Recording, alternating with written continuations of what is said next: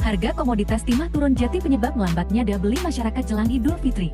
Sejumlah pusat perbelanjaan, pasar, hingga beberapa UMKM pada momen jelang Lebaran Idul Fitri ini ramai. Namun beragam tanggapan dari para pedagang tentang demand pada saat menjelang Hari Raya Idul Fitri 1444 Hijriah mengatakan bahwa permintaan barang dan jasa lebih rendah dari tahun lalu. Ada juga yang menyebut kondisi permintaan barang maupun jasa hampir sama dengan tahun lalu. Dekan Fakultas Ekonomi FI Universitas Bangka Belitung UBB Devi Valeriani menyebut, di momen Idul Fitri 1444 Hijriah ini memang tidak semua sektor mengalami permintaan yang meningkat, bahkan terjadi kecenderungan menurun.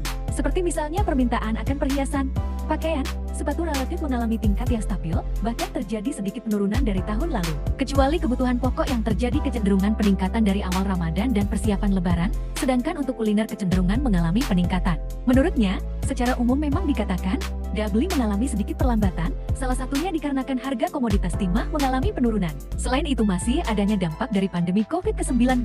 Hal tersebut menjadi salah satu pembatas masyarakat dalam berbelanja karena pendapatan yang diterima masih terbatas. Artinya dampak pandemi COVID-19 masih mempengaruhi situasi ekonomi sehingga masyarakat berhati-hati membelanjakan uangnya. Untuk itu, penyediaan lapangan kerja hingga kepastian pencairan tunjangan hari raya THR sesuai ketentuan menjadi penting demi memulihkan daya beli masyarakat.